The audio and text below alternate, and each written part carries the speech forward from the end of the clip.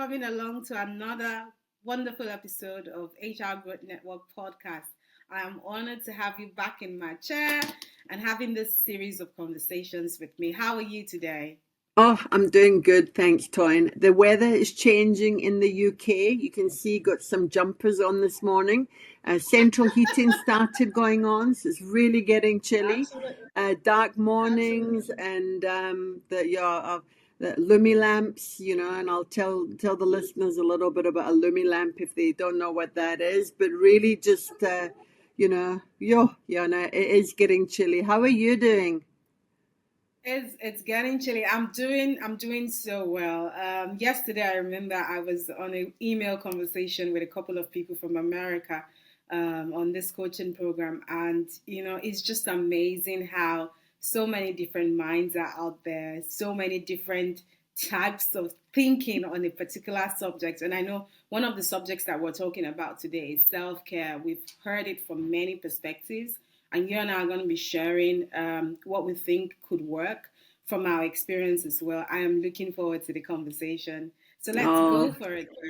Oh, excellent. Thank you, Toyin. So, this is an HR growth network, absolutely. And I think we've spoken about a lot of things. And, I think you connect all the dots of, kind of what that looks like. But, in a previous podcast, we said the most important person is you.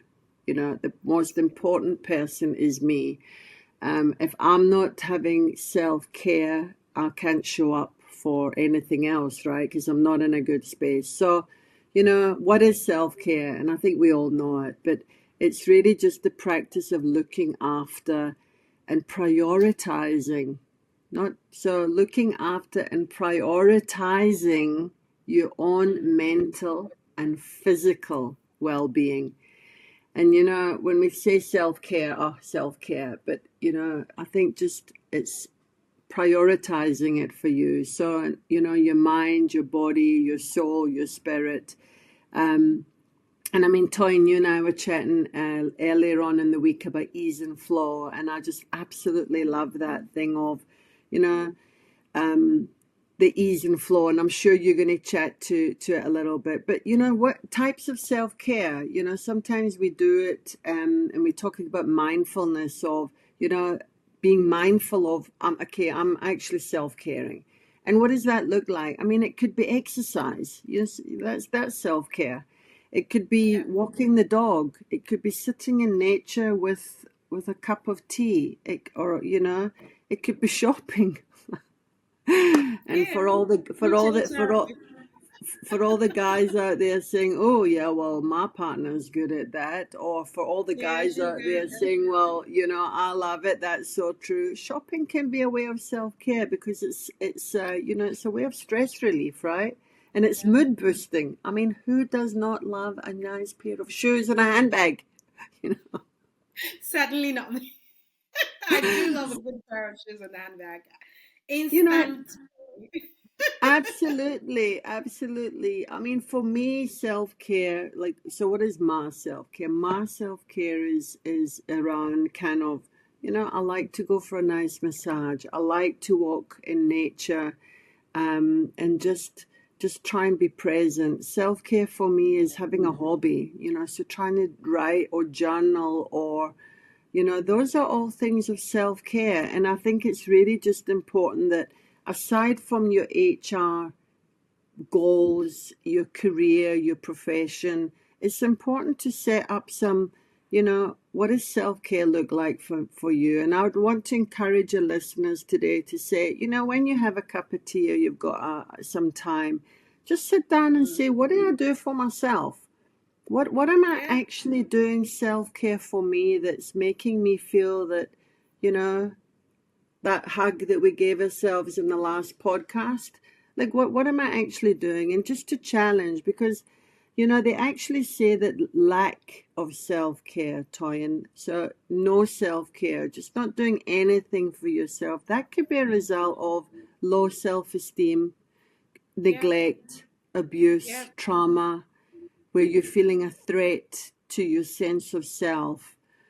So I just want to encourage your listeners today, if you feel that you don't have any self-care, that could be a little bit of a flag, right? And I would really Yeah, want to encourage you to explore that with a friend or a coach, or however that looks like for you, because it's so important. It is just self-care and wellness is just, it is so key to your success in life, your success in relationships.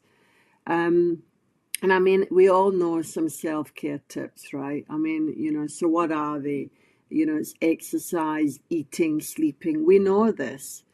But I just, I find myself, I get into this thing of, oh, exercise, sleep, diet. But what am I really doing about it? Like, really, So it's just being intentional around that. And I think for yeah, me, the self-care is, some self-care tips could also include setting goals. So I love being able, for me, I need to know where I'm going. I need to have a plan. That's just my personality, right? I don't feel in control if I don't have a plan of where I'm going. So, as crazy as it sounds, self-care for me means setting some goals and me moving towards them. That for me is a yeah, sense of self-care, because that's about looking at my priorities. And another yeah, thing, and we chatted in one of the previous uh, web podcasts, was practicing gratitude. Because I yes, think yeah, just reminding yourself of what you're grateful for, and then mm, probably more importantly above all of this is to really, self-care also means staying connected. Toyin, you've mentioned a few times around, we're not islands. We can't do it on our own. We are made to be with people, you know. yeah, I get that there's boundaries, etc., etc., but we have to stay connected, because, what's it they say? A problem shared is a problem halved. And I just really want to encourage, that's just some of my thoughts on self-care that's worked for me. I mm. think after this podcast, I'm actually going to go book myself for that massage. Just saying.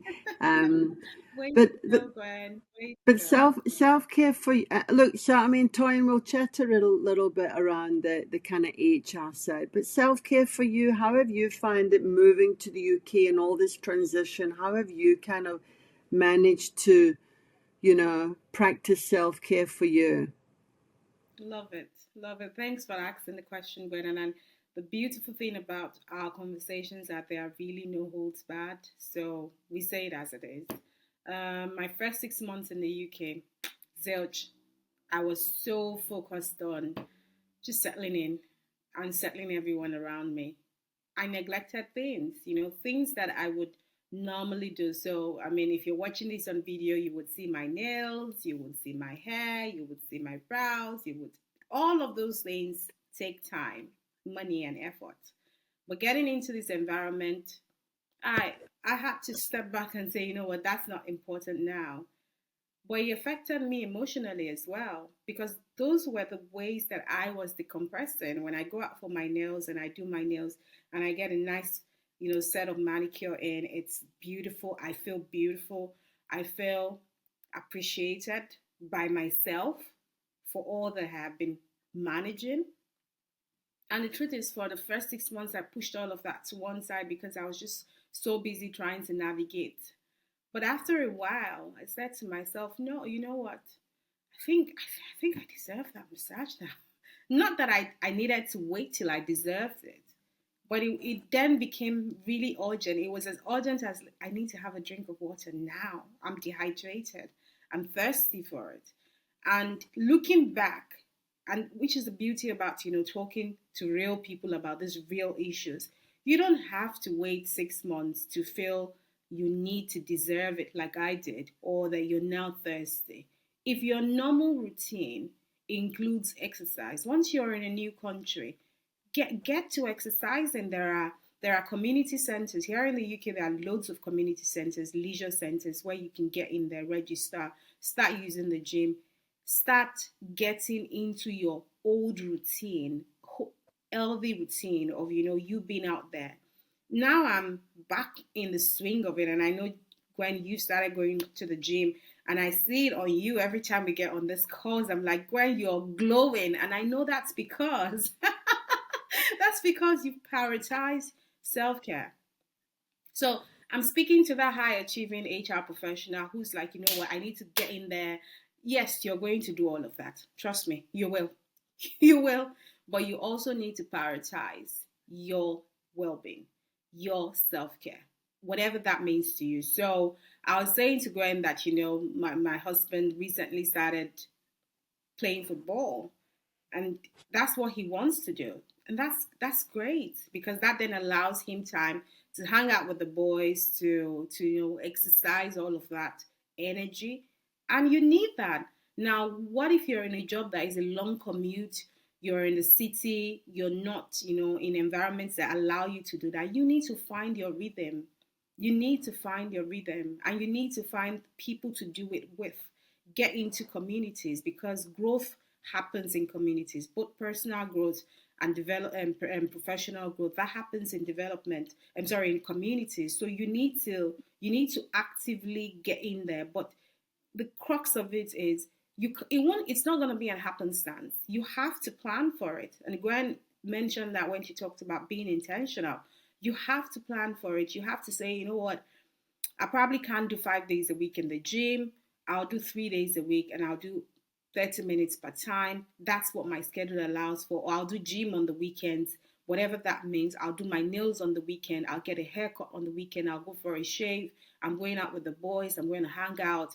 We're going to have a couple of drinks. Not that we encourage alcoholism, but if you need to have a good time, you need to have a good time. And that's it. You don't need to earn a good time. You've done a lot moving your family to another environment, trying to fit in another culture. Cut yourself some slack.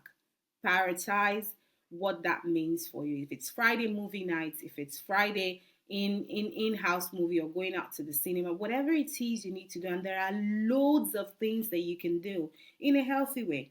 So what then happens when you deprioritize self-care? You then unfortunately leave the room open to vices. You're angry, there is no healthy outlet for your anger, you're not journaling, you don't have any close friends. So imagine, and this is one of the things we do in coaching. I'm going to hold up that mirror for you to see what your life would look like if you didn't have this option, if you weren't doing these things. Is that a pretty picture? Is that what you would like to see? I'm sure it's not. So then that means we're going to do this, and we're going to do it gradually. You're going to look at, what can I do? Can I journal for 5 minutes? I can't do a full 1 hour. That's fine. Start with 5 minutes. Can I go to the gym thrice a week, twice a week? Can I increase my water intake? Are you hydrated? And it's the little things. It's the simple things. It's not, this huge things, but it starts with you prioritizing yourself, because you're the one doing all of these wonderful things. So you need to prioritize that. You need to give yourself some credits and say, you know what, I'm going to do this because I need to be able to be in here for the longer. So I need to sort of think about it as maintenance, right? You're maintaining this asset. This asset is you, and you need to maintain it. And that's my view. And that, so where I am now is, I am prioritizing that. I'm not getting to the gym. I'm not even in the gym yet, but I intend to get to the gym. But I go for a walk. I go for a walk at least 3 to 4 times a week. I journal. I try and track my water intake. I try to be mindful. I've made good friends, and I try to connect and reach out to them. I'm not waiting for them to call me up. I'm like, hi, how are you doing? What's going on? And that's how you need to get on in this space, in this environment, in this new culture you're in. And of course, once you do that and get a hang of it, it will get easier. It will get Now, easier. Toyin, it is so true. And when we talk about, when I came to the UK, it was a whirlwind, right? Absolute whirlwind. And honestly, I was emotionally burnt out. Oh, I don't know what day it happened, but there was one day I just woke up and I thought things are not great.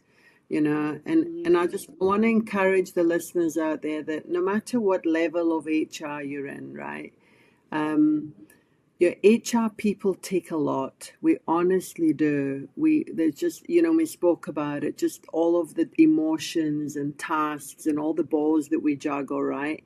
And then we come Yeah. home and we've got our home activities, and if you're moving to a new country, or just life happens, and sometimes it becomes overwhelming because you think, I don't have time. And my shout out to the listeners today is, it's that principle of 1%. If you can't change your life today because you've got so much going on, and you don't have time for exercise or whatever, what is the 1% thing that you could do today that's going to Yeah. make you feel, okay, I've done that for self care for Gwen? That might be Yeah. running a nice bath with candles. That might be having that liter of water that you said. It might be taking the stairs instead of the lift at work. It might be listening to a podcast on the train, on your commute. I listen to a podcast every morning while I'm driving to work, and it is so encouraging and inspirational for me. I mix it up between different topics. And then sometimes, toying on your recommendation, I just put on some really lively music and I just shake my hair. And for those listeners that are not on camera, I'm like literally just shaking my hair right now. So, I think it's just also being, having a little bit of fun with it, and just, Yeah. man alive, I think we just take life too serious sometimes, like I really think and so. truly, it's just around, how can I show up today? If I don't feel like I've got any hope, reach out to someone. And if there's just, if there's So a important. 1% thing that you can do today, then just do that to try and then look at yourself in the mirror. I mean, I follow Robin Banks. He's a South African motivational speaker, absolutely amazing guy. And he just talks about, affirmations. And one of them is like, you look at yourself in the mirror in the morning and you say, you are awesome, because Yeah. we are. So we just have some fun with it, self-care, and, because it's about looking after and prioritizing you, because there's only one of you, so you better look after it. There's just one of you. There's just one of you. There's just one Thank of you you. so much, Toyin. That's a beautiful way to wrap up the podcast for today, Gwen. There's just one of you. Look after it. You have to. You have to. Especially because you're in it for the long haul. So you really have to look after that one of you. Thank you so much, Gwen, for honoring my invitation, for gracing us with your knowledge and sharing from your tips of what has worked. I am really, really, really grateful to be doing this series of podcasts with you. And I know that the listeners in the HR Growth Network community, and just, for that HR person out there who's navigating, this changes, these transitions, this will be really helpful for them. Thank you for showing up. Thank you for showing out. Till the next time when I see you again, I can't wait to get on with you again. Thanks, Gwen. Thank you. Have a great week. Bye.